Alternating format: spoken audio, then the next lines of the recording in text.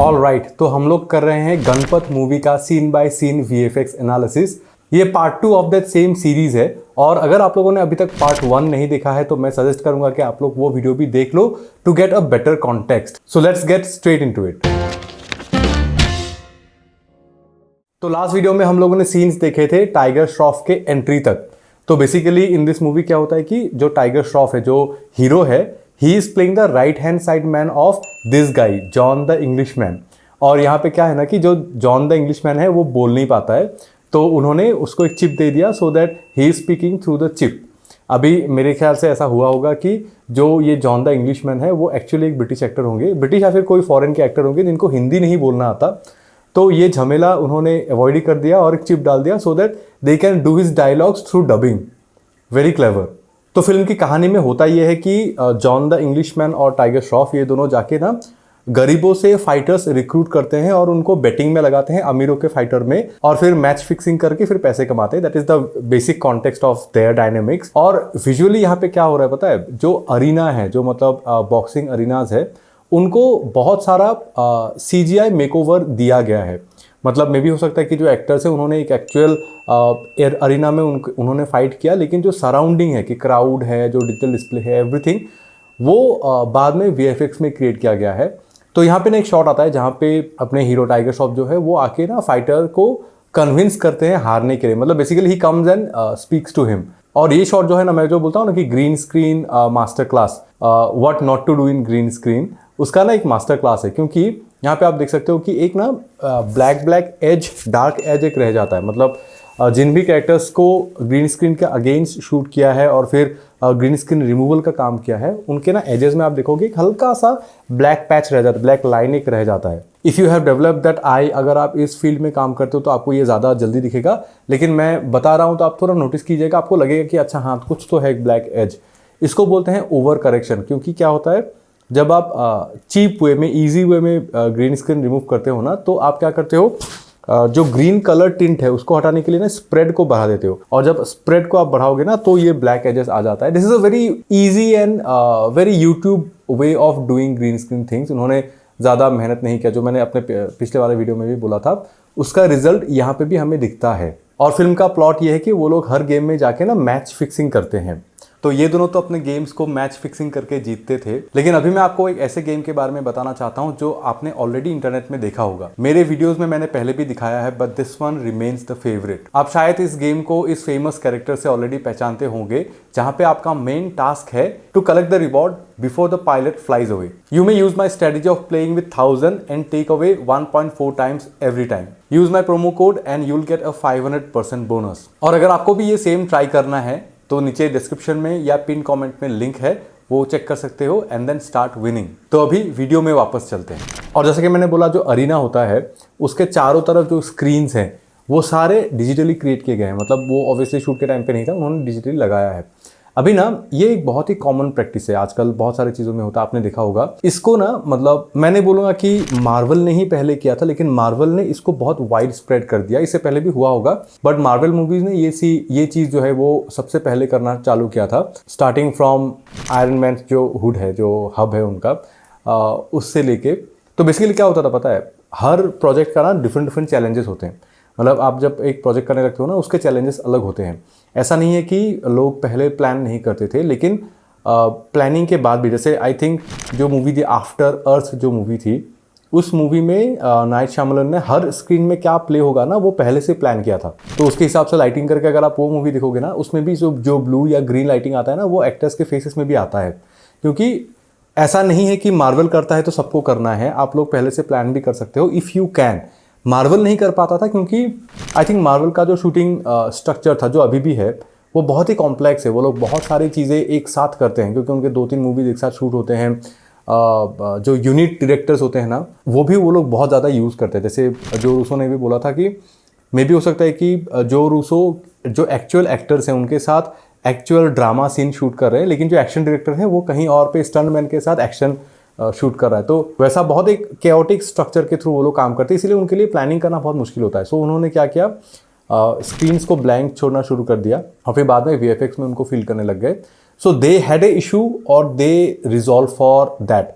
लेकिन यहाँ पे क्या पता है, क्योंकि वो लोग कर रहे थे तो अभी क्या है कि हर मूवी वो करने लग गया है, तो इस मूवी में भी आई डोंट थिंक, देखिए क्या है ना कि फ्यूचरिस्टिक अरीना का मतलब ये नहीं है कि आपको डिट्टो एकदम कन्वेंशनल वे में जाना है।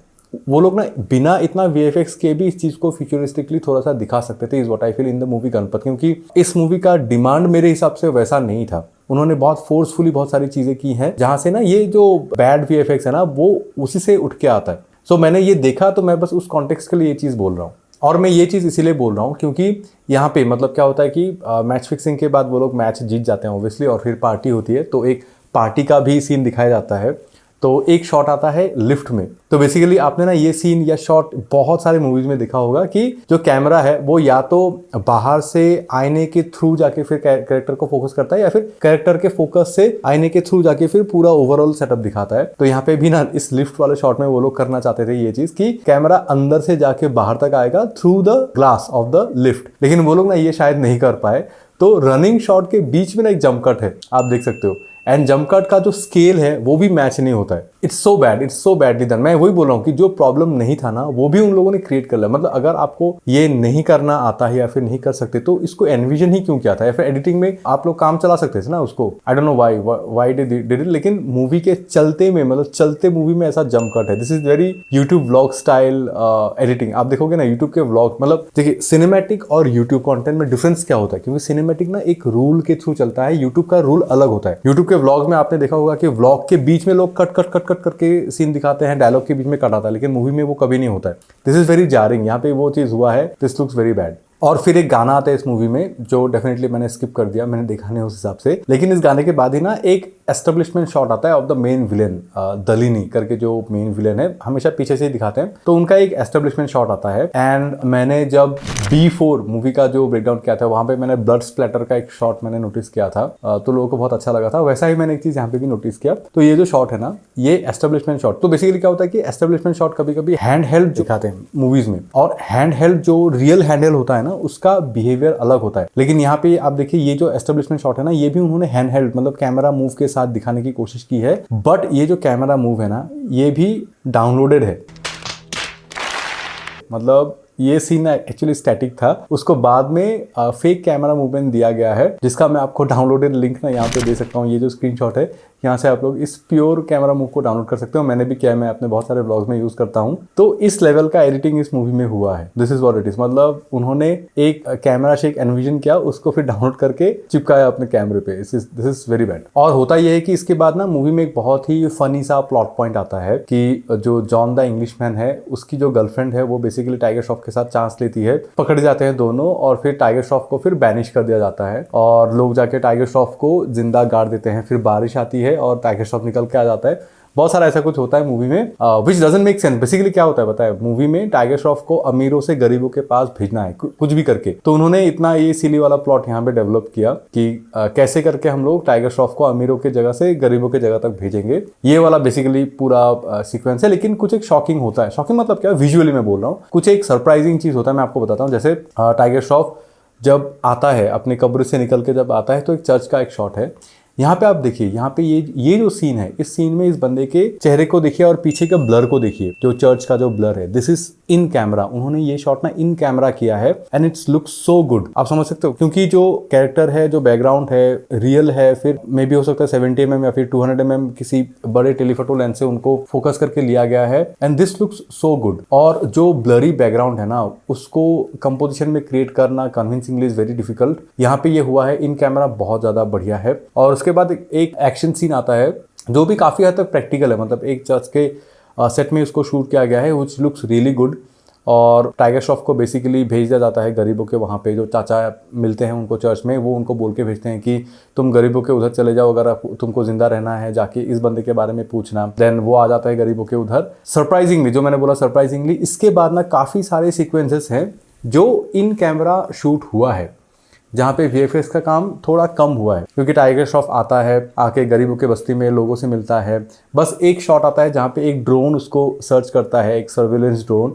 ये ड्रोन वाला फुटेज बहुत ही फनी है, this is very badly done. फिर वो जाता है एक रेस्टोरेंट पे मोमो खाने के लिए, फिर पैसे नहीं देता है, फिर फाइट छिड़ जाती है। Everything is in camera and this looks actually good. VFX elements हैं, जैसे कि कुछ कुछ मोमो शॉट्स VFX है, लेकिन more or less this is not very cringy in terms of execution. मैं एक्टिंग या फिर प्लॉट पॉइंट के बारे में नहीं बोल रहा हूँ, इन टर्म्स ऑफ विजुअल एग्जीक्यूशन। क्योंकि फनी पार्ट ये है कि एक प्लेट मोमो के प्राइस के लिए एक मोमो दुकानी के सारे लोग आके एक बंदे को मारने लगते हैं। दिस इज सो फनी, मतलब ये कभी प्रैक्टिकल नहीं, मतलब ऐसी सारी चीज़ें ना आपको मूवी से निकाल देती हैं। Suddenly you just see Tiger Shroff fighting with few goons. आप मूवी के कैरेक्टर के साथ नहीं रहते हो। बट एनीवे, इसी फाइट में फिर कृति सैनन जो अपनी हीरोइन है उनकी एंट्री होती है। एंड अच्छी बात क्या पता है इस पूरे एक्शन कोरियोग्राफी के बारे में, जैसे कि मैंने अपने बहुत सारे ब्रेकडाउन में बोला है कि कैसे वो लोग डबल्स को यूज़ करते हैं, फिर फेस रिप्लेसमेंट करते हैं। मैं ऐसा नहीं बोल रहा हूँ कि इस शॉट में नहीं हुआ, इस शॉट में भी हुआ होगा इस पूरे सीक्वेंस में, लेकिन वो पता नहीं चलता है। मैंने सीक्वेंस को बहुत बार देखा है, कृति सैनन ने भी एफर्ट डाला है, सारे एक्टर्स ने भी एफर्ट डाला है, कहीं कहीं पे डुप्लीकेट यूज़ हुआ होगा, लेकिन मैं पकड़ नहीं पाया, इतना फ्लॉलेसली हुआ है, विच इज़ रियली गुड। और इतना इन कैमरा, इतना एफर्ट वे में ये सारी चीज़ें होती है।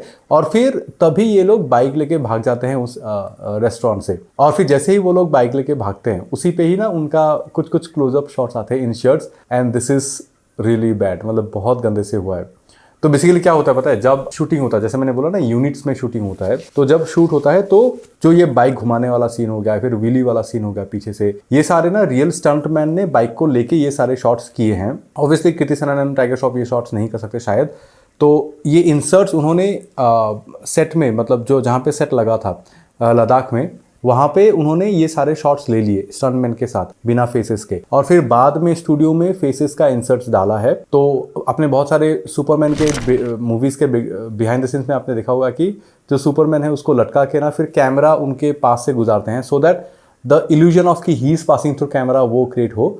तो यहाँ पे भी ना ये शॉट में जहाँ पे Tiger Shroff is sitting behind Kriti Sanon, ये सारे जो शॉट्स है वो वैसे ही क्रिएट किए गए हैं, उनको स्टैटिक रख के कैमरा मूवमेंट से। बट वंस अगेन इतना अच्छा, मतलब रियल लद्दाख के शॉट्स के साथ, लद्दाख के ऑन लोकेशन शॉट्स के साथ अगर आप इसको देखते हो ना, दिस लुक्स रियली बैड। और जैसा कि मैंने बोला कि वो लोग उधर से भाग जाते हैं, फिर लद्दाख के रियल शॉट्स आते हैं, और फिर वो लोग आके उस कैरेक्टर शिवा, जो कैरेक्टर जो वो चाचा बोले थे, वो कैरेक्टर्स को आके वो लोग मिलते हैं। और यहाँ पे ना बहुत ही अच्छी चीज़ मुझे लगी, जैसे कि मैंने अपने क्रिश 3 वाले वीडियो में मैंने बोला था कि जब भी रियल लोकेशन में शूट होता है ना, तो ऐसा कोशिश करते हैं कि एक्टर्स के चेहरे पे जो हार्श सनलाइट है वो ना आए। लेकिन इस शॉट में आप देखिए उस चीज़ को बहुत अच्छे से किया गया है कि उन सारे एक्टर्स के चेहरे पे ना एक्चुअल रियल सनलाइट आ रहा है, which looks so real, so natural. जो मैं हमेशा बोलता हूँ ना कि अच्छे से जब कोई चीज़ की जाती है ना, तो वो हमेशा ही अच्छा ही लगता है। When you do not notice something, it means वो अच्छे से हुआ है उस प्रोजेक्ट में, उस शॉट में। तो यहाँ पे ना ये चीज़ मुझे बहुत अच्छा लगा कि उन्होंने रियल लोकेशन में शूट किया। हो सकता है कि कुछ कवर किया होगा कहीं ना कहीं से, थोड़ा सॉफ्टन किया होगा लाइट को, बट उन्होंने उस लाइट को पूरा कट नहीं कर दिया, वो रखा है, विच इज़ रियली गुड, जो मुझे देख के काफ़ी अच्छा लगा इस शॉट में।